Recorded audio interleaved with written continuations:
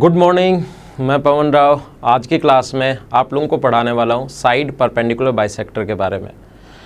मैं आपको दो सेंटर के बारे में अभी तक पढ़ा चुका हूँ। मैं आपको सेंट्रोइड के बारे में मैं बता चुका हूँ और इन सेंटर के बारे में मैं बता चुका हूँ। अब आज की क्लास में हम लोग देखेंगे साइड परपेंडिकुलर बाइसेक्टर के बारे में। हम लोग आज की क्लास में सीखने की कोशिश करेंगे कि साइड परपेंडिकुलर बाइसेक्टर एक ही जगह इंटरसेक्ट क्यों करते हैं, बाहर से हम लोग इसके सर्किल क्यों ड्रॉ कर सकते हैं, इस पर बना angle twice of A, twice of B और ट्वाइस ऑफ सी क्या होगा, परिवर्त सर्कम सर्किल की रेडियस का formula a into B into C upon 4 into area क्यों होगा। ये सारी चीज़ें एक्यूट एंगल ट्रायंगल में कहाँ बनता है और क्यों कहाँ बनता है, राइट में कहाँ पर बनेगा और ऑब्ट्यूज में कहाँ पर बनेगा, वो सारी चीज़ें मैं आज आप लोगों को समझाने की कोशिश करता हूँ। तो आज की क्लास में हम लोग एक नए पॉइंट की शुरुआत कर रहे हैं, साइड परपेंडिकुलर बाइसेक्टर।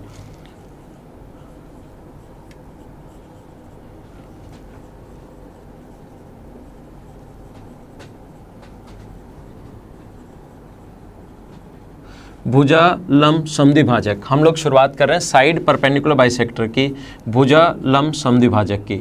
जैसा आप लोगों को पता है, मैं हमेशा ऐसा मानकर चलता हूँ कि आप लोगों को कुछ भी नहीं आता।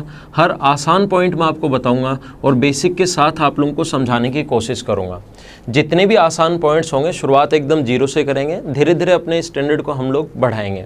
देखो, कोई भी यहाँ से यहाँ तक कि अपने पास कोई लेंथ है, कोई भी लाइन है अपने पास जिसकी लेंथ मान लीजिए a है, ये यहाँ से यहाँ तक कोई भी साइड है, कोई भी लेंथ है, एक लंबाई जिसकी लेंथ a है, इसके मिड पॉइंट पर दो इक्वल पार्ट्स में अगर दोनों तरफ डिवाइड कर दें और इस पर 90 डिग्री का कोण बनाने वाली जो लाइन हो, इधर भी a/2 और इधर भी a/2, इसको बोलते हैं हम लोग साइड परपेंडिकुलर बाइसेक्टर, भुजा लंब समद्विभाजक। साइड को इक्वली बाइसेक्ट करें, इधर भी a/2 इधर भी a/2, तो अपने पास इसको बोलेंगे हम लोग साइड परपेंडिकुलर बाइसेक्टर। एक चीज़ आप लोग ध्यान रखना, मैं आपको पहले जब भी आप लोग ये चीज़ें पढ़ो, मेरा कौन सा वीडियो होगा, ये 7वां 8वां जो भी वीडियो है, ये आप लोग इससे पहले, इस लेसन से पहले कंप्लीट पहले वाले लेसन देखिए ताकि आपकी थ्योरी कंप्लीट हो और उससे आपको बेसिक सारी चीज़ें क्लियर होंगी। मुझे आप लोग ये बताइए, किसी भी ट्रायंगल में अपने पास दो चीज़ें होती हैं, एक तो उसके एंगल्स होंगे और एक उसकी साइड्स होंगी। किसी भी ट्रायंगल में अपने पास दो चीज़ें होती हैं। तो पहली क्लास में, पहले वीडियो में मैंने आप लोगों को बताया था एंगल बाइसेक्टर के बारे में। और मुझे बताइए, आप लोग सारे लोग सीखने की कोशिश करो, मुझे बताइए किसी भी एंगल को बाइसेक्ट करने वाली क्या सिर्फ और सिर्फ एक ही लाइन हो सकती है क्या? किसी भी एंगल को, जैसे 60 डिग्री या 70 डिग्री का अगर एंगल है तो उसको बाइसेक्ट करने वाली 35 डिग्री सिर्फ एक ही लाइन हो सकती है। अगर कंप्लीट 70 था तो 35 और 35 में बांटने वाली लाइन एक हो सकती है, 2-3 लाइन और हो सकती हैं। आप लोग ध्यान दोगे कि एंगल को इक्वली बाइसेक्ट करने वाली सिर्फ और सिर्फ एक ही लाइन हो सकती है। तो ट्रायंगल में दो चीज़ें होती हैं, एक तो एंगल होता है, एक साइड होता है। पहले एंगल बाइसेक्टर पढ़ा, आज की क्लास में मैं आपको पढ़ाऊंगा साइड बाइसेक्टर। तो साइड बाइसेक्टर साइड को इक्वली बाइसेक्ट करे, ये भी साइड बाइसेक्टर है, ये भी साइड बाइसेक्टर है, ये भी साइड बाइसेक्टर है, ये भी साइड बाइसेक्टर है, ये भी साइड बाइसेक्टर है। बहुत सारे साइड बाइसेक्टर नहीं हो जाएंगे क्या? तो हमारी मजबूरी है, इसको एक करने के लिए हमें पढ़ना पड़ेगा साइड परपेंडिकुलर बाइसेक्टर, जो साइड को बाइसेक्ट तो करे ही करे, साथ कितने डिग्री का कोण बनाए, 90 डिग्री का। तो हम लोग पढ़ेंगे साइड परपेंडिकुलर बाइसेक्टर, भुजा लंब समद्विभाजक। एक बात हमेशा ध्यान रखना, हम लोग ट्रायंगल में दो चीज़ें, पहले मैं आपको पढ़ा चुका हूँ एंगल बाइसेक्टर, आज की क्लास में मैं पढ़ा रहा हूँ आपको साइड बाइसेक्टर। लेकिन साइड बाइसेक्टर अकेली बहुत सारी लाइन हो जाती हैं, इसलिए हमें पढ़ना पड़ेगा साइड परपेंडिकुलर बाइसेक्टर, भुजा लंब समद्विभाजक। ये बात आप लोग ध्यान रखना। मैं फिर से सिखाता हूँ, ध्यान दीजिए। ये मैंने थोड़ा सा इसके बारे में बेसिक बताया ताकि आपको इसको इंट्रो अगर आपको इसका पता हो तो आपको आसानी से ये चीज़ें समझ में आए, इसलिए मैंने थोड़ा सा बेसिक बताया। अब हम लोग थोड़ा सा और आगे चलते हैं। देखिए कि आज की क्लास में हम लोग पढ़ने वाले क्या हैं, उस चीज़ को मैंने एक बार आपके लिए डिस्कस किया। अब हम लोग थोड़ा सा और आगे पढ़ते हैं, साइड परपेंडिकुलर बाइसेक्टर, भुजा लंब समद्विभाजक के बारे में हम लोग आगे समझते हैं। देखो, ध्यान दो आप लोग, यहाँ पर इस प्रकार से अपने पास है, कोई भी ट्रायंगल है ए, बी और सी। एक ट्रायंगल अपने पास ए, बी और सी, इस साइड का परपेंडिकुलर बाइसेक्टर, इस साइड का परपेंडिकुलर बाइसेक्टर और इस साइड का परपेंडिकुलर बाइसेक्टर जिस पॉइंट पर इंटरसेक्ट करते हैं उसको बोलते हैं हम लोग सर्कम सेंटर या परिकेंद्र।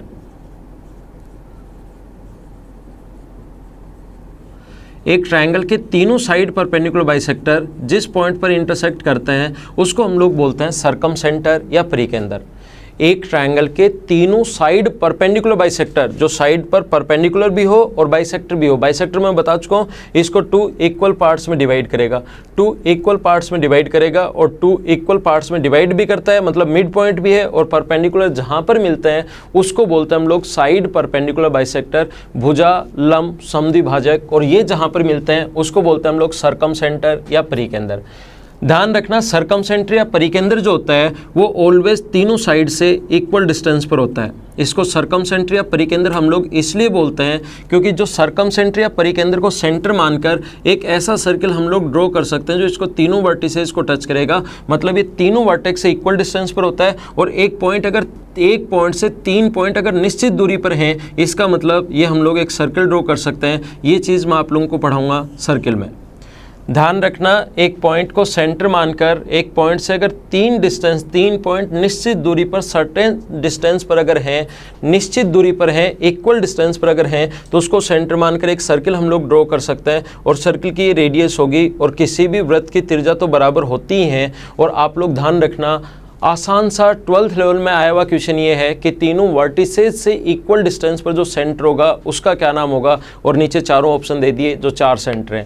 तो तीनों वर्टिसेस से इक्वल डिस्टेंस पर जो सेंटर होता है उसको सरकमसेंटर या परिकेंद्र कहते हैं। ये चीज़ ध्यान रखना।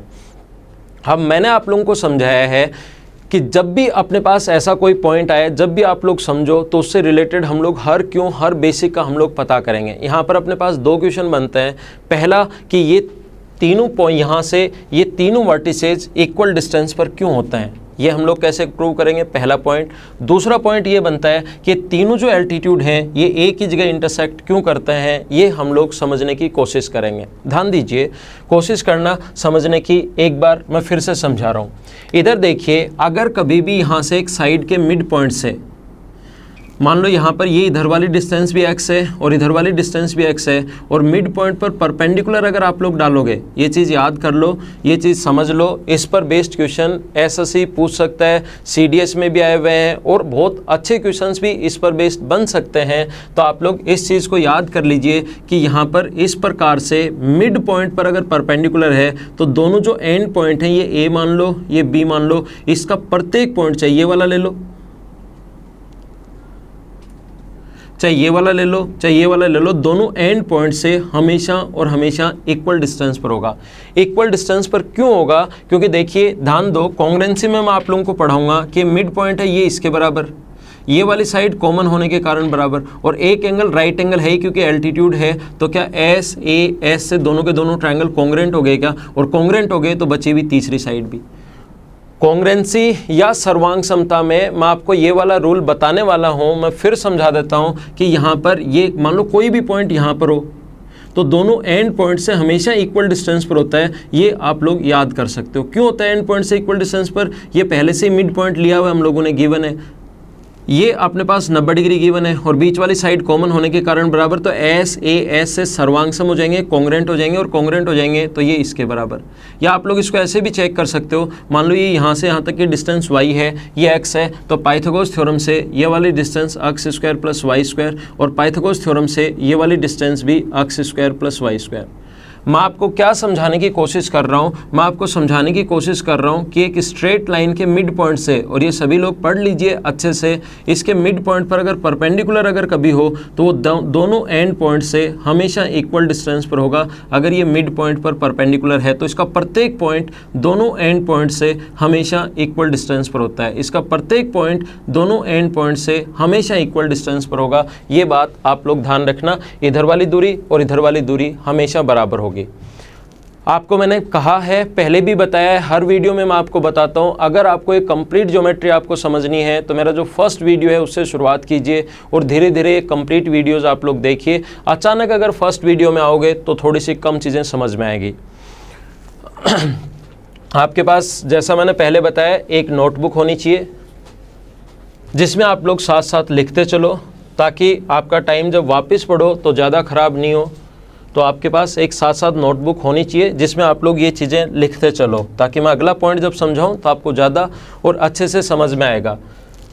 यहाँ पर इस प्रकार से है, एक ट्रायंगल अपने पास ए, बी और सी। मैं फिर से समझाने की कोशिश करता हूँ, ए, बी और सी। मैं सबसे पहले आप लोगों को ये समझा रहा हूँ कि तीनों एंड पॉइंट से हमेशा इक्वल डिस्टेंस पर क्यों होता है। मुझे ये बताइए, इस साइड पर मिड पॉइंट पर परपेंडिकुलर, सरकम सेंटर हम लोग बोलते ही उसे हैं जहाँ पर mid point side perpendicular bisector जहाँ पर मिले। मुझे बताइए दोनों पॉइंट, जो एक तो मैंने ये पूछा आपसे कि तीनों एक ही जगह क्यों मिलते हैं, दूसरा मैंने ये पूछा कि एक पॉइंट से ये तीनों पॉइंट इक्वल डिस्टेंस पर क्यों हैं। दूसरा पॉइंट मैंने आपसे ये पूछा। तो यहाँ पर देखिए, पहले मैं समझा रहा हूँ कि तीनों पॉइंट से इक्वल डिस्टेंस पर क्यों होता है। ये दो साइड परपेंडिकुलर बाइसेक्टर हैं, दो साइड परपेंडिकुलर बाइसेक्टर तो एक जगह मिलेंगे ही मिलेंगे। मुझे बताओ, अभी भी एक पॉइंट मैं आपको समझा चुका हूँ, थोड़ी देर पहले मैंने समझाया है। क्या मिड पॉइंट पर अगर हम लोग एल्टीट्यूड डालें तो उस एल्टीट्यूड का प्रत्येक पॉइंट दोनों एंड पॉइंट से क्या इक्वल डिस्टेंस पर होगा क्या? हाँ ना, कुछ तो बोलो। जब भी आपको समझ में आए कि हाँ होगा, नहीं आए तो थोड़ा सा पहले जो मैंने समझाया उसको एक बार थोड़ा सा पीछे करके वापस से आप लोग इसको देखिए कि जब भी हम लोग एल्टीट्यूड डालें तो ये दोनों एंड पॉइंट से हमेशा इक्वल डिस्टेंस पर होगा। ये वाली दूरी और ये वाली दूरी हमेशा बराबर होती है। सेम थ्योरम, सेम पॉइंट अगर हम लोग इस वाले ट्रायंगल में लगा दें, ASC में अगर लगा दें, तो ध्यान रखना मिड पॉइंट पर यहाँ पर एल्टीट्यूड है और मिड पॉइंट पर अगर एल्टीट्यूड हुआ तो मुझे बताइए, मिड पॉइंट पर अगर एल्टीट्यूड है तो क्या दोनों एंड पॉइंट से इसका प्रत्येक पॉइंट, इस लाइन का प्रत्येक पॉइंट, चाहिए भी इस लाइन का प्रत्येक पॉइंट दोनों एंड पॉइंट से इक्वल डिस्टेंस पर होगा। तो क्या ये दोनों भी बराबर होंगे क्या? तो ये इसको R माने, इसको भी R माने, तो ये भी कितना होगा R। और एक पॉइंट से निश्चित डिस्टेंस पर तीन पॉइंट अगर हैं, बराबर दूरी पर अगर हैं, तो ऐसा सर्कल हम लोग ड्रॉ कर सकते हैं। क्योंकि सर्कल की रेडियस बराबर होती है तो यहाँ पर सर्कल ड्रॉ कर सकते हैं जो यहाँ से भी और यहाँ से पास होगा। तीन पॉइंट से पास होने वाला सर्कल सिर्फ और सिर्फ एक ही हो सकता है, एक से ज़्यादा नहीं हो सकते। दो पॉइंट से पास होने वाले सर्कल इनफाइनाइट हो सकते हैं, एक पॉइंट से पास होने वाले सर्कल भी इनफाइनाइट हो सकते हैं। ये मैं चीज़ें आप लोगों को पढ़ाऊंगा सर्किल में, जब सर्किल अगला चैप्टर जब हम लोग थ्योरी पढ़ेंगे उसमें चीज़ें मैं आप लोगों को बताने वाला हूँ। तो ये ध्यान रखना। दूसरा पॉइंट मैंने आप लोगों को बताया, दूसरा मैंने सिखाने की कोशिश की आप लोगों को। यहाँ पर कोई भी ट्रायंगल है A, B और C, तो देखो तीसरा हम लोगों ने अभी लिया ही नहीं है, तीसरा हम लोगों ने नहीं लिया है। दो अगर हम लोग लेते हैं, इस साइड का परपेंडिकुलर बाइसेक्टर और इस साइड का परपेंडिकुलर बाइसेक्टर, और ये जो पॉइंट होगा वो तीनों एंड पॉइंट से इक्वल डिस्टेंस पर होगा। ऐसा मैंने प्रूव किया सबसे पहले। मैं आपको पहले भी बता चुका हूँ, ऐसा कभी भी नहीं आएगा, ऐसा कभी भी होने वाला नहीं है कि आपके सामने एग्जाम में क्वेश्चन आ जाए कि तीनों एंड पॉइंट से इक्वल डिस्टेंस पर होगा, प्रूव कीजिए। लेकिन ये चीज़ें मैं आपको इसलिए सिखा रहा हूँ कि इससे आपका बेसिक क्लियर होगा और आपको जितनी ज़्यादा ये चीज़ें पढ़ोगे इसमें उतना ही इंटरेस्ट बनेगा और कम से कम 100 में से 10 या 11 क्वेश्चन आने हैं और जिस चैप्टर से 100 मेंस में 10 या 11 क्वेश्चन आने हैं उसको आपको थोड़ी सी अच्छी तैयारी करनी चाहिए। तो देखिए तीनों एंड पॉइंट से इक्वल डिस्टेंस पर होगा। यहाँ से यहाँ तक ये R, यहाँ से यहाँ तक ये अपने पास R है और यहाँ से यहाँ तक ये अपने पास R है। तीसरा एल्टीट्यूड भी यहीं से मिलेगा। इसको हम लोग प्रूव करते हैं कॉन्ग्रुएंसी से, और कॉन्ग्रुएंसी में इसके बाद आपको पढ़ाने वाला हूँ। कॉन्ग्रुएंसी या सर्वांग समता भी मैं आप लोगों को पढ़ाऊंगा, तो थोड़ा सा ध्यान दीजिए। हम लोग क्या कर रहे हैं, यहाँ से एल्टीट्यूड नहीं डाल रहे, इसके मिड पॉइंट को इससे मिला रहे हैं और हम प्रूव कर देंगे कि ये एल्टीट्यूड है और अपनी थ्योरम प्रूव हो जाएगी कि तीनों कोण 90 डिग्री जहाँ पर बनाते हैं मिड पॉइंट पर वो एक ही जगह पर मिलते हैं। हम लोग क्या कर रहे हैं, हम ये बता रहे हैं कि यहाँ से इस पर परपेंडिकुलर नहीं डाला, मिड पॉइंट को मिला दिया, मिड पॉइंट को यहाँ से मिलाने वाली लाइन उस पर परपेंडिकुलर होगी, ये प्रूव कर देंगे तो अपने पास यहाँ पर ये थ्योरम प्रूव हो जाएगी कि तीसरा एल्टीट्यूड भी यहीं पर मिलता है। तो इन दोनों को ज्वाइन कर दिया, मिड पॉइंट से मिलाया, मतलब ये डिस्टेंस इसके बराबर, ये वाली डिस्टेंस इसके बराबर और बीच वाली कॉमन होने के कारण बराबर है ही। तो क्या ये वाला ट्रायंगल और ये वाला ट्रायंगल एस एस एस से सर्वांग सम हो गए क्या? ये सर्वांग समता या कॉन्ग्रुएंसी क्या है ये मैं आपको अगले वीडियो में समझाने वाला हूँ। 4 सेंटर्स कंप्लीट होने के बाद मैं यही पॉइंट आप लोगों को समझाने वाला हूँ। तो एस एस एस वहाँ पर समझ में आ जाएगा। और किसी भी तरीके से दो ट्रायंगल, 4 रूल होते हैं कॉन्ग्रुएंसी के, वो उस वीडियो में देखना, अभी हम लोग टाइम वेस्ट नहीं कर रहे हैं। 4 रूल होते हैं और किसी भी तरीके से दो ट्रायंगल अगर कॉन्ग्रुएंट प्रूव हो गए तो बचे हुए एंगल भी बराबर, बची हुई साइड भी बराबर, सब कुछ बराबर जो आप लोग सोच सकते हो। तो मुझे बताइए क्या ये वाला एंगल इसके इक्वल होगा क्या? और एक स्ट्रेट लाइन पर बना एंगल कितने डिग्री होता है 180, और दोनों तरफ इक्वल है तो कितने कितने डिग्री होगा 90 डिग्री 90 डिग्री। ये अपने पास एल्टीट्यूड भी हो गया, तो एल्टीट्यूड भी तीसरा वहीं से पास होगा, ध्यान रखना। और इसी पर प्रूव होगा अपने पास एल्टीट्यूड जहाँ पर मिलेंगे, जो नेक्स्ट पॉइंट नेक्स्ट वीडियो में आपके लिए बनाने वाला हूँ वो एल्टीट्यूड पर बेस्ड होगा, और एल्टीट्यूड भी इसी से प्रूव होगा। और ध्यान रखना उससे एसएससी ने 2 बार क्वेश्चंस पूछे हैं। तो मैं आपको बेसिक इसलिए पढ़ाता हूं क्योंकि अपने पास आजकल एसएससी उनसे क्वेश्चंस पूछता है, अगर एल्टीट्यूड तीनों एक ही जगह क्यों मिलते हैं, वो किया हुआ रहता तो आपके लिए वो क्वेश्चन आधे सेकंड का भी नहीं था। और वो अगर नहीं किया हुआ है, रटा हुआ है, तो ठीक है, या तो चीज़ें रट लो, बैठे बैठे रटते रहो। लेकिन रटने से ज़्यादा 100 में से आप लोग या तो क्वेश्चन कर पाओगे 60 या क्वेश्चन कर पाओगे 70। रटना नहीं है, ये चीज़ें समझनी है। 1 बार 2 बार 3 बार वीडियो देखिए और समझने की कोशिश करो। तो यहाँ पर 2 पॉइंट मैंने आप लोगों को समझाए, थोड़ा और आगे हम लोग चलते हैं। नेक्स्ट पॉइंट मैं आप लोगों को समझाता हूँ। अब अपने पास इस प्रकार से कोई भी ट्रायंगल अगर अपने पास है, एक ट्रायंगल ए बी और सी, एक ट्रायंगल अपने पास ए बी और सी, ध्यान देना सभी लोग और समझने की कोशिश करना। एक ट्रायंगल है ए बी और सी, इस साइड का परपेंडिकुलर बाइसेक्टर, इस साइड का परपेंडिकुलर बाइसेक्टर और इस साइड का परपेंडिकुलर बाइसेक्टर जहाँ पर मिलते हैं उसको बोलते हैं हम लोग सरकमसेंटर या परिकेंद्र। और परिकेंद्र ध्यान रखना तीनों वर्टिसेज से इक्वल डिस्टेंस पर होता है, तीनों शीर्षों से समान दूरी पर होता है। ये आप लोग तीनों शीर्षों से समान दूरी पर, उल्टा क्वेश्चन आएगा, तीनों वर्टिसेज से इक्वल डिस्टेंस पर जो सेंटर है उसका क्या नाम होगा, तो उसको बोलते हैं हम लोग सरकमसेंटर। ये मैं पहले समझा चुका हूँ क्यों होता है तीनों साइड से, तीनों वर्टिसेज से इक्वल डिस्टेंस पर, और तीनों एक ही जगह क्यों मिलते हैं, वो चीज़ भी मैंने समझाई। अब हम लोग थोड़ा सा और आगे बढ़ते हैं। ध्यान रखना एंगल BSC जो होगा सरकमसेंटर पर बना एंगल BSC होगा, वो होगा twice of angle A। Angle BSC जो होगा वो ट्वाइस ऑफ A। ऐसे अगर ASC आपको फाइंड आउट करना है, एंगल ASC अगर फाइंड आउट करना है तो होगा ट्वाइस ऑफ B। और ऐसे अगर ASB फाइंड आउट करना है आपको, ASB, तो वो होता है ट्वाइस ऑफ एंगल C। ये ट्वाइस ऑफ A, ये ट्वाइस ऑफ B और ये ट्वाइस ऑफ C। क्यों? हर चीज़ जहाँ भी आए मैंने आपको कहा है मैं बेसिक से समझाने की कोशिश करूँगा, और आप लोगों को ये पता होना चाहिए कि ऐसा क्यों। मैं थोड़ा सा ऐसा मुझे पता है कि मैं थोड़ा स्लो पढ़ाता हूँ, लेकिन ध्यान रखना हम लोग पढ़ाई से अलावा कोई भी चीज़ें डिस्कस नहीं करेंगे, क्योंकि आपका टाइम भी इम्पोर्टेंट है और मेरा टाइम भी इम्पोर्टेंट है। तो हम लोग एक्स्ट्रा बातें करने के बजाय थोड़ा स्लो पढ़ें, जिससे स्टूडेंट्स को ज़्यादा समझ में आए, जिसका बेसिक क्लियर नहीं है उसको बेसिक समझ में आए। इसलिए हम लोग थोड़ा स्लो पढ़ते हैं, लेकिन एक्स्ट्रा जो बातें हैं नॉर्मली जो अपनी क्लासेज में नहीं होती हैं, हम लोग सिर्फ और सिर्फ पढ़ाई से रिलेटेड ही बातें करते हैं। हम लोग कभी इस टाइप से आप लोगों को नहीं बोलते कि मार्केट में मेरी ये वाली बुक चल रही है, ये वाली बुक चल रही है, ये वाली बुक चल रही है, इतने स्टूडेंट सेलेक्ट, ये ऐसा कुछ नहीं। आप लोग बेसिक पढ़िए। इस चैनल पर सिर्फ और सिर्फ मैं आपको पढ़ाने के लिए आया हुआ हूँ, तो आप लोग बेसिक पर ध्यान रखना, एक्स्ट्रा बातें हम लोग नहीं करेंगे। देखिए बस अपनी नोटबुक साथ रखना, और जब भी मैं बोलूँ समझ में आया नहीं आया, जहाँ भी आप लोग बैठे हैं, जब भी वीडियो देख रहे हैं, रात में देख रहे हैं, दिन में देख रहे हैं, कभी भी अगर देख रहे हैं, तो आपके चेहरे पर एक छोटा सा ये आना चाहिए कि हाँ समझ में आया। नहीं समझ में आया तो उसी टाइम बैक करके आप लोगों को वापस देखना है। मैं आपको समझा रहा हूँ twice of A, twice of B और ट्वाइस ऑफ C कैसे आया। सरकमसेंटर तीनों वर्टिसेज से इक्वल डिस्टेंस पर होता है। और अब मैं आपको समझाता हूँ कि ये अपने पास तीनों वर्टेक्स से इक्वल डिस्टेंस पर अगर होता है तो ये अपने पास ये और ये इक्वल होंगे, क्योंकि बाहर से वृत्त खींच सकते हैं और किसी भी सर्कल की रेडियस हमेशा इक्वल होती है। मुझे बताइए ये दोनों अगर इक्वल हैं तो एक मैं आइसोसेलेस ट्रायंगल में पढ़ा चुका हूँ, और ऐसा क्यों होता है वो आगे मैं फिर से कॉन्ग्रुएंसी में बताने वाला हूँ। होता क्यों है वो भी मैं आपको बताऊंगा। ध्यान रखना है दो साइड अगर इक्वल हैं तो इसके सामने का एंगल अगर x है तो इसके सामने का एंगल ये भी x होगा। एक ट्रायंगल की दो साइड इक्वल तो उसके सामने के एंगल भी बराबर। ये आप लोगों ने पढ़ा होगा, कहीं पर पहले पढ़ा हुआ होगा या मेरे पहले वाले वीडियोज़ देख लीजिए। इसके सामने वाला एंगल अगर y है तो इसके सामने वाला एंगल भी कितना होगा, y होगा। ये हम लोगों ने लिख लिया।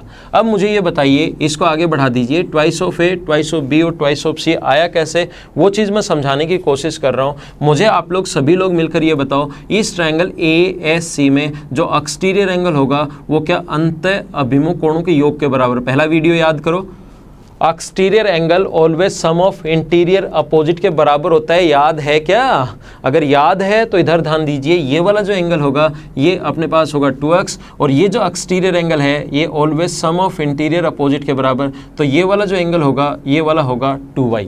तो यहाँ पर अपने पास ये वाला जो एंगल है ये अपने पास x प्लस वाई है, और यहाँ पर बना जो एंगल है ये वाला ये अपने पास है twice of x plus Y.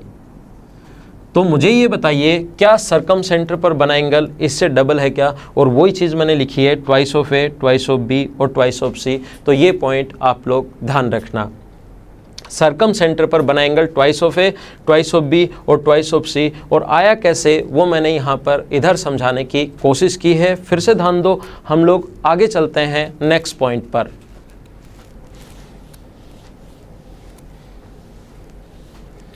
Complete सरकम centre में आपको पढ़ा रहा हूँ, कोई भी पॉइंट आपका नहीं बचेगा अगर इसको आप लोग कंप्लीट पढ़ते हो तो। कोई भी पॉइंट ऐसा नहीं होगा जिसके क्वेश्चंस आप लोग नहीं कर पाओ अगर इसको पूरे तरीके से बेसिक तरीके से अगर आप लोग पढ़ते हैं तो।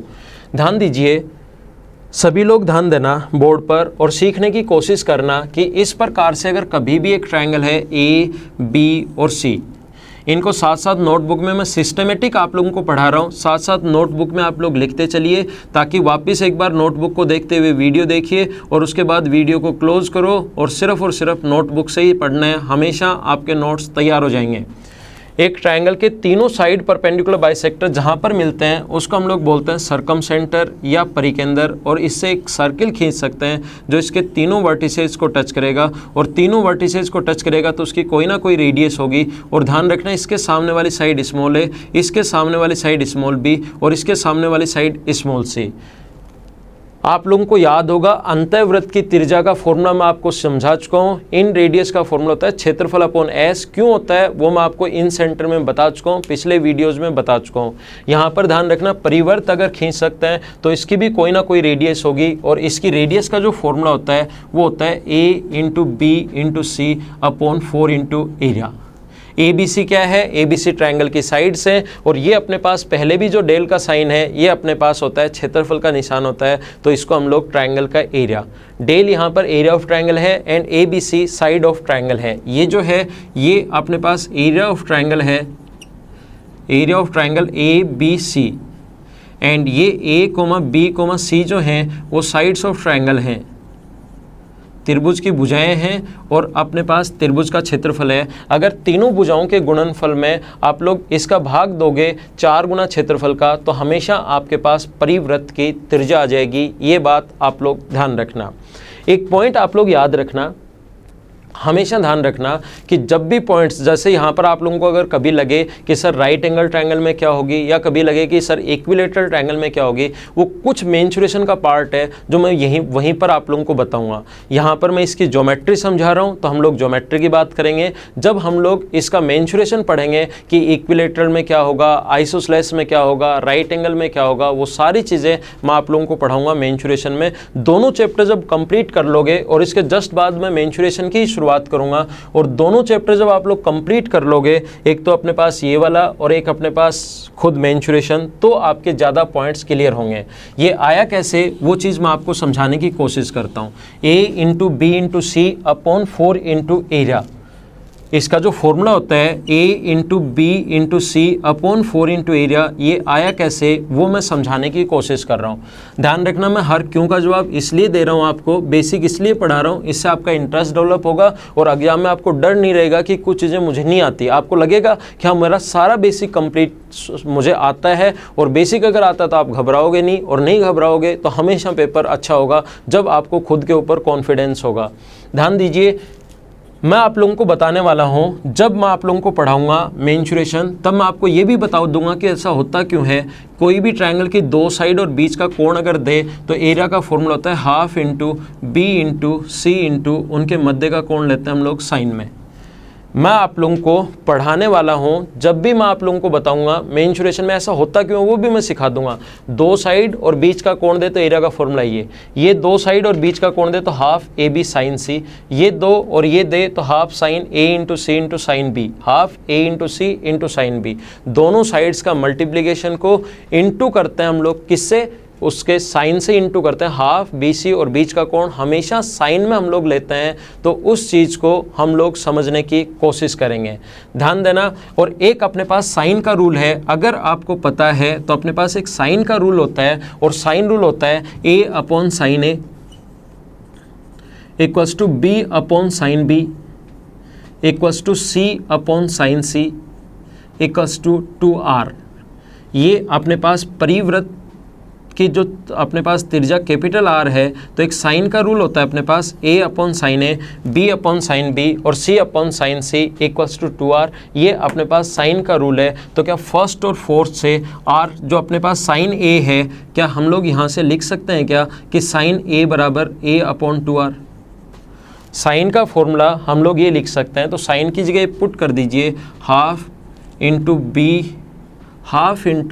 B into C into sine की जगह हम लोग पुट कर सकते हैं A/2R, और R हमें फाइंड आउट करना है, तो R यहाँ पर आ जाएगा और ऊपर बचेगा A into B into C/4 into area. ध्यान रखना, इस पर बेस्ड आसान सा और एक छोटा सा क्वेश्चन, कभी भी आप लोगों को परिवृत्त की त्रिज्या अगर निकालनी पड़े तो उसके दो फॉर्मूले आ गए, जरूरी नहीं तीनों साइड से आप लोगों को दे, तीनों साइड दे दी तो साइड ही एरिया आप लोग हीरोज फॉर्मूला से निकाल सकते हो। ध्यान रखना, अपने पास ये एंगल इस प्रकार से, एक छोटा सा पॉइंट मैं आप लोगों को समझाता हूँ, ये एंगल 30 डिग्री है और ये वाला साइड 4 है, तो परिवृत्त की त्रिज्या बताओ, तो परिवृत्त की त्रिज्या का फॉर्मूला A/sin 30 बराबर 2R, ये भी होता है, ध्यान रखना, फर्स्ट एंड फोर्थ से। और यहाँ से हम लोग ये अपने पास 2R, यहाँ से sin 30 की वैल्यू 1/2 पलट कर ऊपर चला जाएगा, सोल्व करके R का मान निकाल लेना। तो ये वाला एंगल और ये वाली साइड देकर भी हम लोगों से R पूछा जा सकता है, ध्यान रखना। अब हमारा पॉइंट ये है कि ये कहाँ से आया, इसको आप लोग कैसे प्रूव करेंगे।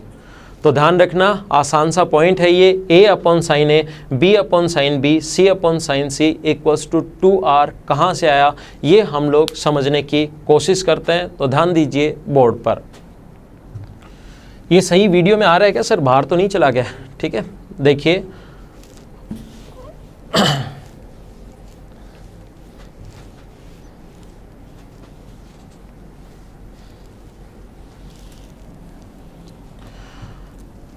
यहाँ पर इस प्रकार से फिर से मैं समझाता हूँ कि A/sin A, sin B और C/sin C आया कैसे।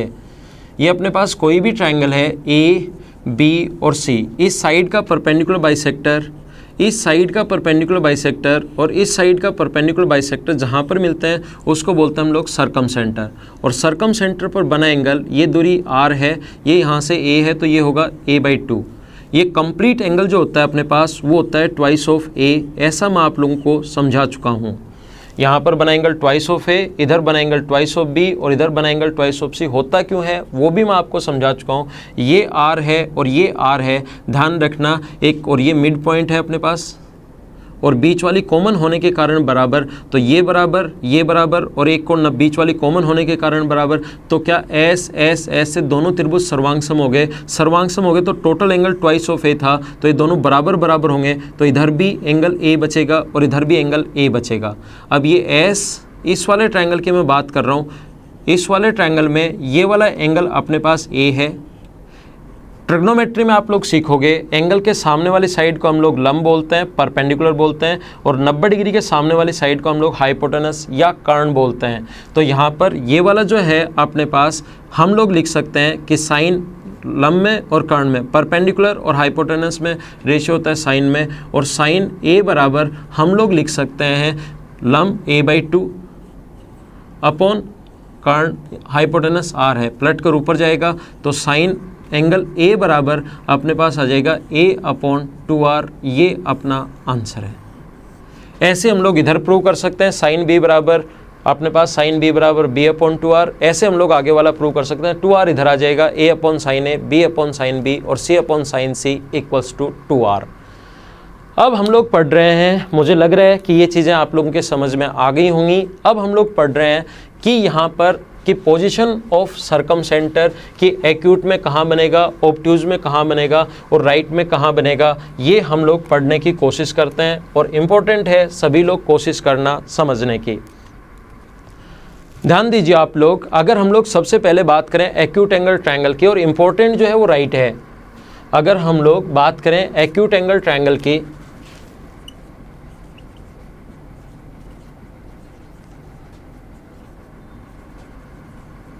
अगर हम लोग न्यून कोण त्रिभुज के बारे में सीखें तो ध्यान रखना एक्यूट एंगल ट्रायंगल जो होता है, न्यून कोण त्रिभुज जो होता है, उसमें सरकम सेंटर हमेशा और हमेशा बनता है इसके अंदर की तरफ। Obtuse angle acute angle triangle में सरकम सेंटर हमेशा उसके अंदर बनेगा। ये चीज़ आप लोग ध्यान रखना। अपने पास जो राइट एंगल ट्रायंगल होता है, समकोण त्रिभुज जो होता है, राइट एंगल ट्रायंगल, समकोण त्रिभुज, जो राइट एंगल ट्रायंगल होता है, समकोण त्रिभुज जो होता है, समकोण त्रिभुज में ये एक राइट एंगल ट्रायंगल है। इस साइड का परपेंडिकुलर बाइसेक्टर, इस साइड का परपेंडिकुलर बाइसेक्टर और इसका बाइसेक्टर यहाँ पर ही, ये हमेशा सरकम सेंटर के मिड पॉइंट पर बनता है। हाइपोटेनस सरकम सेंटर जो होता है वो हाइपोटेनस के मिड पॉइंट पर बनता है, कर्ण के मध्य बिंदु पर बनता है। और अगर हम लोग बात करें ऑब्ट्यूज एंगल ट्रायंगल की, अगर हम लोग बात करें ऑब्ट्यूज एंगल ट्रायंगल, अधिक कोण त्रिभुज, अधिक कोण त्रिभुज, ये आप लोग लिख लेना।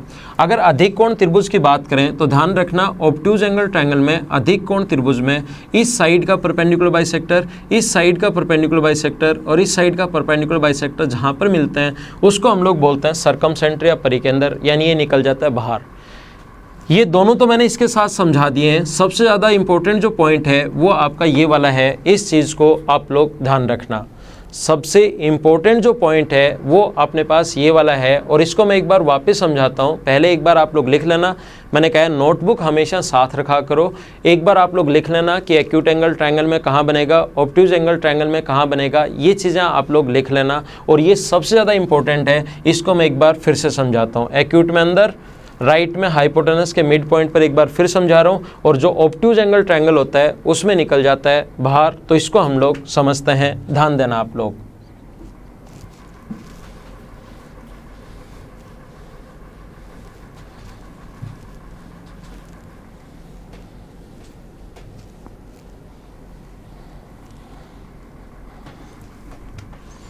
इस प्रकार से अगर राइट एंगल ट्रायंगल की बात करें, अब बात आती है कि राइट एंगल ट्रायंगल में ये जो समकोण त्रिभुज है, समकोण त्रिभुज जो है राइट एंगल ट्रायंगल में, ये सरकम सेंटर के मिड पॉइंट पर क्यों बनता है, सॉरी हाइपोटेनस के मिड पॉइंट पर सरकम सेंटर क्यों बनता है, परिकेंद्र जो है वो कर्ण के मध्य बिंदु पर क्यों बनता है। देखो ये चीज़ें मैं आपको सर्किल में पढ़ाऊंगा, आप लोगों को याद भी होगा, क्योंकि थोड़ी बहुत चीज़ें तो आप लोगों ने पढ़ी भी होंगी कि व्यास द्वारा परिधि पर बना कोण हमेशा समकोण होता है। तो इसके बाहर से भी इसको सेंटर मानकर हम लोग एक सर्किल ड्रॉ कर सकते हैं, इसको सेंटर मानकर ये सर्किल ड्रॉ कर सकते हैं। और सर्किल जब पढ़ाने की शुरुआत करूंगा उसका पहला पॉइंट ही, सारी चीज़ें हम लोग मिक्स नहीं कर रहे हैं, सर्किल जब पढ़ाने की शुरुआत करूंगा उसका दूसरा या तीसरा पॉइंट ही मैं आप लोगों को बताने वाला हूं कि ये अपने पास यहाँ पर व्यास द्वारा परिधि पर बना कोण समकोण क्यों होता है, डायमीटर द्वारा सरकमफ्रेंस पर बना एंगल राइट एंगल क्यों होगा। ये चीज़ मैं आप लोगों को समझाऊंगा जब ये चीज़ बताऊँगा, आपको सर्किल पढ़ाऊँगा उसका दूसरा पॉइंट। यहाँ पर एक बार नहीं समझा रहा हूँ, देखो इसका उल्टा करके तो मैं पढ़ा रहा हूँ। ये अपने पास सर्कल यहाँ पर सेंटर है, तो ये इसका मिड पॉइंट है हाइपोटेनस का, और यहाँ से यहाँ तक अगर मिला दिया जाए तो ये भी बराबर होगा क्योंकि ये रेडियस है। तो ध्यान रखना अपने पास यहाँ से यहाँ तक की दूरी, यहाँ से यहाँ तक की दूरी और यहाँ से यहाँ तक की दूरी, क्या अपने पास तीनों डिस्टेंस इक्वल होंगी क्या? हाँ, तीनों डिस्टेंस अपने पास इक्वल होंगी। और मुझे ये बताइए, ये बराबर है तो ये मिड पॉइंट है, और मिड पॉइंट है तो क्या ये मीडियन हो गई क्या? कल की क्लास में पिछले 2 वीडियो मैंने पार्ट फर्स्ट और पार्ट सेकंड मीडियन के बारे में समझाया, उसको आप लोग एक बार फिर से पढ़िए। तो ध्यान रखना राइट एंगल ट्रायंगल में अगर तीसरी अपने पास मीडियन होती है तो वो कर्ण की आधी होती है। यहाँ से 2 क्वेश्चन हम लोगों से पूछ सकता है 2 टाइप से। कैसे, देखिए एक चीज़ तो आप लोग ये याद कर लो, यहाँ पर उसको मैं अभी बता रहा हूँ, ये याद कर लेना। और इस पर बेस्ड बहुत सारे क्वेश्चन एसएससी ने पूछे हैं यही, लेकिन उसको याद रखोगे, दिमाग में रखोगे तो आपके चीज़ें ज़्यादा समझ में आएंगी। किसी भी साइड के मिड पॉइंट से, मिड पॉइंट मतलब बराबर, इधर कोई लाइन खींची जाए जो इसके बराबर अगर है तो ये वाला एंगल हमेशा राइट एंगल होगा। अगर किसी भी स्ट्रेट लाइन के मिड पॉइंट से इधर कोई लाइन खींची जाए जो उसके अगर बराबर है तो वो हमेशा और हमेशा ये दोनों इक्वल मिड पॉइंट से यहाँ पर लाइन खींची जाए इधर चाहे इधर चाहे इधर, तो इनके बराबर अगर कभी है तो ये वाला जो ट्रायंगल होगा ये ऑलवेज राइट, ये वाला जो एंगल होगा ये ऑलवेज राइट एंगल होगा। ये ध्यान रखना, सेम ही चीज़ बता रहा हूँ, बस सर्किल बाहर से नहीं खींच रहा हूँ। ये और ये बराबर हो गया तो ये व्यास हो गया, ये तो अपने पास व्यास हो गया, और ये भी रेडियस है तो व्यास द्वारा परिधि पर बना कोण हमेशा 90 डिग्री होगा। ये चीज़ आप लोग ध्यान रखना। फिर कोशिश करता हूँ समझाने की। इस पॉइंट पर बेस्ड बहुत सारे क्वेश्चंस आए हैं, ये तो मैं समझा ही रहा हूँ। पहले यहाँ पर जो 2 क्वेश्चन बनते हैं वो किस किस टाइप से बनते हैं देखिए। हमें यहाँ पर राइट एंगल ट्रायंगल की मीडियन की लेंथ पूछ सकता है, बी से डाले गए मीडियन की लेंथ पूछ सकता है, या कभी कभार हम लोगों को बोल सकता है कि बीडी की लेंथ बताइए। डायरेक्ट क्वेश्चन भी आ सकता है, जैसे इस प्रकार से आएगा। मैं एग्जाम्पल समझा देता हूँ ताकि थोड़ा सा ज़्यादा समझ में आए। एक ट्रायंगल है ए, बी और सी, डी इसका मिड पॉइंट है, तो डी अगर मिड पॉइंट है तो बी डी की लेंथ बताओ। अगर ये 3 है ये 4 है, बताओ 3 का स्क्वायर प्लस 4 का स्क्वायर 5 का स्क्वायर होता है। ट्रिपलेट्स आप लोगों को याद हैं क्या? 3 का स्क्वायर प्लस 4 का स्क्वायर बराबर कितने का स्क्वायर होता है? 5 का। ट्रिपलेट्स आप लोग याद रखना। तो अपने पास बी डी की जो लेंथ होगी यहाँ पर वो 5 की आधी होगी, क्योंकि ये और ये तीनों बराबर हैं। डी अगर मिड पॉइंट है तो 5/2 यानी 2.5, ये अपना आंसर आ गया। या पूछ सकता है कि सर्कम सर्कल की रेडियस बताओ, तो भी अपने पास आंसर 2.5 आएगा, क्योंकि तीनों बराबर। या हम लोगों से पूछ सकता है कि मीडियन बी डी की लेंथ बताओ, ये नाम भी दे सकता है, कहेगा मीडियन बी डी की लेंथ बताओ, तो बी डी मीडियन का ही काम कर रही है, तो ये भी अपने पास कितना होगा? 2.5 होगा। ध्यान दो, ये अपने पास मीडियन हो गई, तो क्या इस मीडियन पर कोशिश करना समझने की, बहुत अच्छा पॉइंट। ये अपने पास अगर मीडियन हो गई तो सर्कम सेंटर जो ग्रेविटी सेंटर होगा, क्योंकि मैं आपको पहले पढ़ा चुका हूँ, ये अगर अपने पास मिड पॉइंट हो गया तो ये मिड पॉइंट हो गया, तो ये देखो सर्कम सेंटर हो गया। ये अपने पास यहाँ पर बनता है ऑर्थो सेंटर, और ये मीडियन है तो ग्रेविटी सेंटर मुझे नहीं पता कहाँ पर, लेकिन कहीं ना कहीं मीडियन के ऊपर ही होता है। ग्रेविटी सेंटर मीडियन के कहीं ना कहीं हो सकता है यहाँ, हो सकता है यहाँ, हो सकता है यहाँ, हो सकता है यहाँ, लेकिन वो कहीं ना कहीं इसके ऊपर ही होगा। तो राइट एंगल ट्रायंगल में अगर हम लोग इन सेंटर को छोड़ दें, वो तो थोड़ा अलग होता है। ये तीनों जो सेंटर हैं, कौन कौन अपने पास? ऑर्थो सेंटर और ग्रेविटी सेंटर और सर्कम सेंटर, क्या हमेशा एक स्ट्रेट लाइन में होंगे? क्या हमेशा एक स्ट्रेट लाइन में होंगे? दूसरा पॉइंट ध्यान रखना। इसी चीज़ को मैं घुमाकर ऐसे अगर बना दूं, और एक बार पहले भी समझा चुका हूँ, एक बार फिर समझा देता हूँ। स्ट्रेट लाइन के मिड पॉइंट से इधर कोई लाइन खींची जाए जो इनके बराबर अगर है, तो यहाँ पर बना एंगल हमेशा राइट एंगल होगा, हमेशा समकोण होगा। ये बात आप लोग ध्यान रखना। देखिए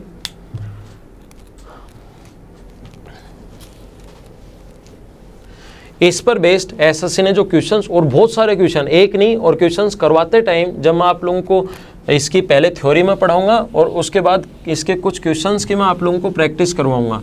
तो क्वेश्चंस की प्रैक्टिस करवाते टाइम मैं आप लोगों को समझाऊंगा। अभी भी मैं बता देता हूं, जैसे क्वेश्चन किस प्रकार से आए हुए हैं। एक ट्रायंगल अपने पास ए, बी और सी, एक ट्रायंगल है ए, बी और सी, इसकी एडी मीडियन है। एडी जो मीडियन है, एडी बराबर half of B C, AD equals to half of B C, then find the angle A. Question आप लोग सभी लोग ध्यान से समझ लीजिए। एक ट्रायंगल अपने पास कोशिश करना सभी लोग समझने की, क्योंकि क्वेश्चन अगर तो आपको पता होगा कि ये है तो थोड़ा ज़्यादा समझ में आएगा। एक ट्रायंगल ए बी सी में एडी मीडियन है और AD equals to half of B C. आप लोग मुझे बताइए, ये अगर मीडियन है तो क्या मीडियन हमेशा मिड पॉइंट पर मिलती है? तो ये भी BC/2 और ये भी BC/2, और क्वेश्चन में ये गिवन है कि AD बराबर BC/2 खुद ही दिया हुआ है, तो ये और ये तीनों बराबर हो गए, तो यहाँ पर बना एंगल बताओ कितना डिग्री होगा? 90 डिग्री। ये अपना आंसर है। आसान सा क्वेश्चन। या कभी कभार ये क्वेश्चन ये दे देगा, इसी क्वेश्चन को और आगे बढ़ाया, जैसे कुछ अगले पेपर में उसने कहा ये वाला एंगल अगर अपने पास 60 डिग्री है तो ये वाला एंगल बताइए कितना डिग्री होगा।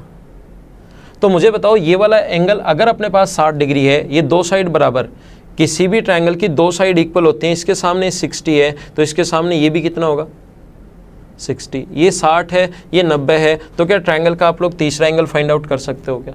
तो ऐसे क्वेश्चंस तो बहुत सारे क्वेश्चंस बन सकते हैं। जैसे एक क्वेश्चन आया हुआ इंपॉर्टेंट सा, अच्छा सा, आसान सा क्वेश्चन मैं आप लोगों को समझाता हूँ। इस प्रकार से अपने पास था, एक ट्रायंगल ए बी सी है और इसने कहा कि AG बराबर BC। दिया हुआ है। और जब प्रीवियस ईयर्स के क्वेश्चंस आप लोग देखोगे तो ये सारे क्वेश्चन मिलेंगे AG बराबर BC, देन आप लोगों को फाइंड आउट करना है एंगल BGC कितना होगा। अब कुछ लोगों के दिमाग में तुरंत आएगा क्योंकि 90 पर काम चल रहा है तो 90 डिग्री, लेकिन क्यों? कोशिश करना समझने की, तुरंत आपके पास रटी हुई चीज़ें नहीं होनी चाहिए, आपका इसका कॉन्सेप्ट क्लियर होना चाहिए। इस प्रकार से अगर हम लोग यहाँ से मीडियन डाल दें तो ये जो अपने पास AG बराबर BC है, AG की लेंथ अगर 2 है तो इसकी लेंथ 1 होगी, क्योंकि मैं आप लोगों को समझा चुका हूँ कि ग्रेविटी सेंटर इसको 2:1 में बांटता है और AG और BC बराबर हैं। AG और BC अगर बराबर हैं तो अपने पास ये दोनों अगर इक्वल हैं तो AG 2 है तो BC भी 2 होगा, और ये मिड पॉइंट है तो इधर भी 1 और इधर भी 1। AG बराबर है किसके? BC के। AG BC के इक्वल है तो AG की लेंथ 2 तो BC की भी लेंथ 2, और ये मिड पॉइंट है 2 है तो 1 1। आप लोग जरूरी नहीं 2 और 1 मानो, 4 और 2 मान लो, तो ये 4 है तो कंप्लीट 4 होगा, तो ये भी 2 होगा और ये भी 2 होगा। 6 और 3 मान सकते हो तो ये 6 होगा तो ये 6 होगा, 3 और 3 ये तीनों बराबर आने हैं, और ये तीनों बराबर अगर हो गए तो यहाँ पर बना जो एंगल होगा वो कितने डिग्री होगा? 90 डिग्री। ये अपना आंसर है। अब कुछ लोगों को ऐसा लग सकता है कि सर ये तो आपने हमें याद करवा दिया यहाँ पर कि तीनों बराबर होते हैं 90 डिग्री। अगर याद नहीं हो तो भी क्या एसएससी के क्वेश्चंस हम लोग कर सकते हैं क्या? हाँ कर सकते हैं, जरूरी नहीं आपको याद हो। कोई भी एंगल जो आपका मन करे वो पुट कर लीजिए। एक ट्रायंगल है ए बी और सी, एक ट्रायंगल है ए बी और सी। यहां पर अपने पास इस प्रकार से है कि ये ग्रेविटी सेंटर है, AG ये 2 है तो ये 1 होगा, और अपने पास ये D है और AG 2 है तो BC भी 2 होगा, और ये मिड पॉइंट है तो 1 और 1, तो ये और ये तीनों बराबर हो गए। तो ये एंगल अगर निकालना है तो आप लोग ये काम करो कि ये दोनों अगर इक्वल हैं तो इसके सामने का एंगल ये साइड, दो साइड अगर इक्वल हैं तो इसके सामने का एंगल x और इसके सामने का एंगल भी x, और ये दोनों भी इक्वल हैं। एक ट्रायंगल की 2 साइड अगर इक्वल हों तो सामने के कोण, ये अगर y है तो ये भी कितना होगा? y। समझ आ रहा है क्या? मैं फिर समझाता हूँ। 2 साइड इक्वल तो सामने के कोण बराबर, 2 साइड इक्वल तो सामने के कोण बराबर, और एक ट्रायंगल के तीनों एंगल्स का सम, ये x है, ये x प्लस y है, ये y है, तीनों एंगल्स का सम क्या 180 होना चाहिए क्या? x प्लस y कितने डिग्री होना चाहिए? 180 होना चाहिए। एक त्रिभुज के तीनों कोणों का योग 180 डिग्री। 2 बार x आ गया, 2 बार y आ गया, 180 डिग्री अगर है तो मुझे बताइए x प्लस y जो होगा वो क्या अपने पास 90 डिग्री होगा क्या? ये अपना आंसर है। एसएससी में एक और, तो आप लोग ऐसे भी कर सकते हो, याद है तो, नहीं याद है तो ऐसे कर सकते हो। एसएससी का एक आया हुआ क्वेश्चन और मैं समझाता हूँ आप लोगों को इसी पॉइंट पर बेस्ड। एक आइसोसेलेस ट्रायंगल है ABC जिसकी 2 साइड इक्वल हैं। एक आइसोसेलेस ट्रायंगल में AB बराबर है AC, ये क्वेश्चन में दिया हुआ था। BA को आगे बढ़ाया D तक जो इनके इक्वल है, तो बताओ ये वाला एंगल कितना होगा? आया हुआ क्वेश्चन मैं आप लोगों को बता रहा हूँ। इतने आसान भी क्वेश्चन आते हैं, लेकिन ये कॉन्सेप्ट अगर क्लियर है, ये बराबर और मिड पॉइंट से इधर लाइन खींचें तो वहाँ पर बना एंगल 90 डिग्री होता है। तो ये क्वेश्चन आपका आधे सेकंड का भी नहीं है, सिर्फ कॉन्सेप्ट क्लियर करने की ज़रूरत है। कुछ लोग यहाँ पर 25 डिग्री रख दो, 30 रख दो, करने की ज़रूरत ही नहीं है ऐसी चीज़ें। अगर बेसिक चीज़ें आपकी क्लियर हैं तो भी आप लोग क्वेश्चन को आसानी से और जल्दी सोल्व कर सकते हो। ये बात आप लोग ध्यान रखना। तो मैं बेसिक के साथ आप लोग पेपर को कैसे करोगे, कैसे फास्ट करोगे, वो चीज़ें आपको समझाने की कोशिश करूंगा।